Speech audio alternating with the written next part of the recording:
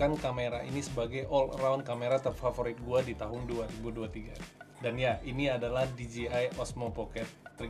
Nggak ada habisnya dari semenjak pertama kali gue beli ini, gue selalu memuji-muji kamera ini. Dan sampai sekarang pun gue belum pernah mengatakan gue menyesal untuk membeli kamera ini. Nah gini, DJI Osmo Pocket 3 ini dijual dalam dua versi paket penjualan. Yang pertama itu adalah paket basic, di mana kalian akan mendapatkan kameranya dan kalian akan mendapatkan beberapa aksesoris esensial juga seperti kabel Type-C to Type-C. Terus kalian akan mendapatkan protective covernya dan kalian akan mendapatkan wrist strap.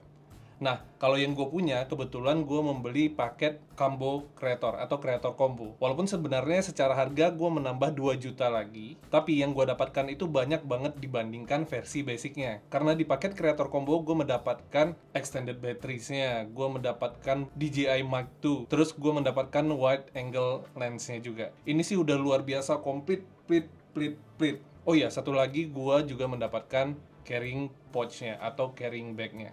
Jadi, kalau misalnya kalian di luar sana berencana ingin membeli DJI Osmo Pocket 3, gue akan menyarankan kalian membeli Creator Combo. Karena beberapa aksesoris ini takutnya akan lama masuk ke Indonesia.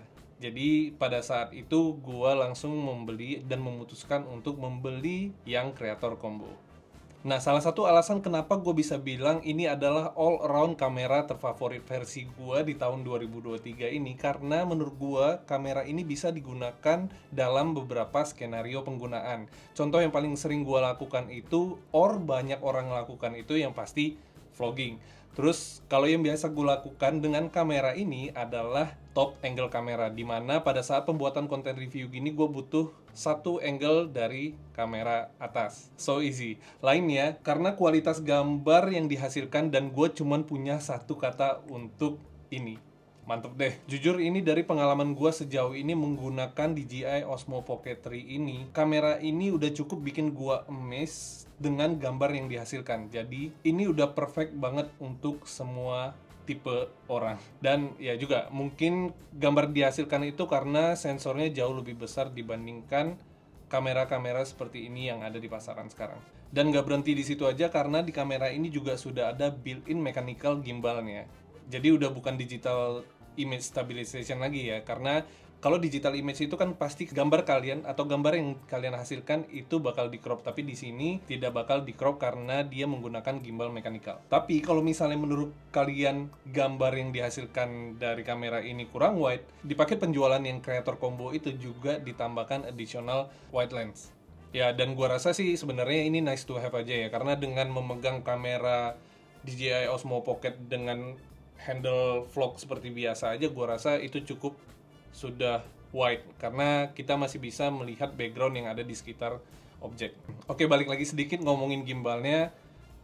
Selain membuat gambar yang dihasilkan itu jauh lebih stabil, gimbalnya ini juga punya beberapa fitur yang gue yakin banget ini akan membantu kalian dalam proses produksi konten kalian. Apalagi kalau misalnya kalian membuat konten itu sendirian. Nah, di kamera ini sekarang sudah ada fitur trackingnya. Jadi kalau misalnya gue kesini, kameranya bisa ngikut, atau gue kesini, kameranya bisa ngikut. Jadi, buat kalian yang mau ngonten sendirian, jangan pernah takut, karena pasti kalian sebagai objek selalu akan ada di dalam frame. Dan ini adalah salah satu fitur yang ngebantu gue banget waktu kemarin gue jalan ke USA karena ada Journey to Annabelle.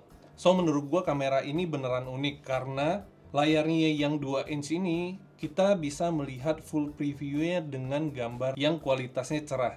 Dan layarnya ini juga berfungsi sebagai trigger untuk menyalakan kameranya. Yang perlu kita lakukan adalah tinggal ngeflick dan kameranya menyala.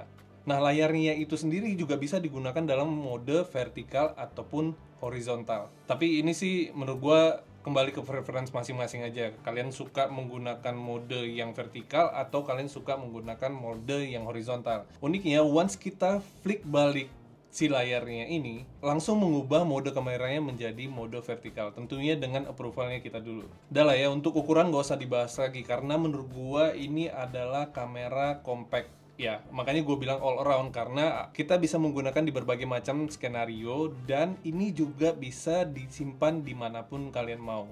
Tenang aja, buat kalian yang ketakutan ini akan memakan banyak space, gue rasa ini tidak pernah akan memakan banyak space.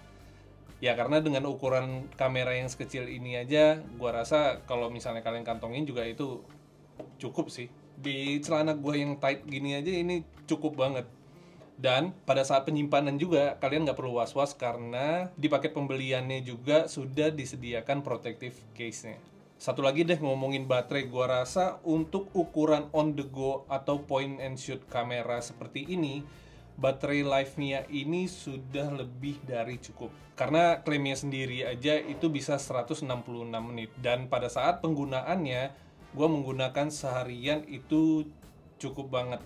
Tentunya dengan on-off ya, nggak maksud gue nggak panjang nge-recordnya gitu. Dan apalagi kalau misalnya kalian beli yang paket creator combo, karena kalian akan mendapatkan juga extended baterainya yang bisa kalian gunakan juga sebagai handle grip pada saat kalian melakukan vlogging, or kalian juga bisa menempatkan kamera ini menjadi sebuah tripod.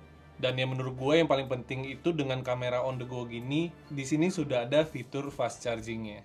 Jadi kalian nggak perlu menunggu waktu yang lama untuk kalian mengisi baterai dulu terus langsung jalan lagi untuk merecord sesuatu.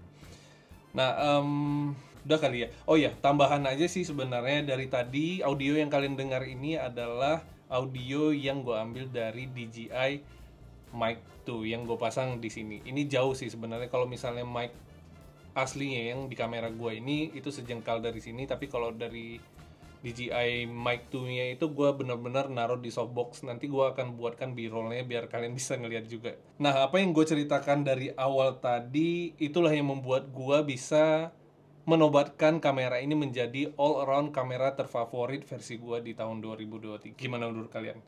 Nah, mudah-mudahan video ini bisa bermanfaat.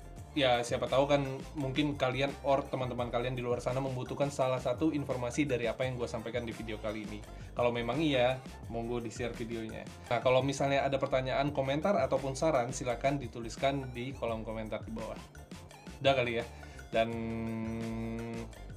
yang terakhir, like video ini kalau lo suka, subscribe kalau lo belum subscribe, and I'll see you in the next one.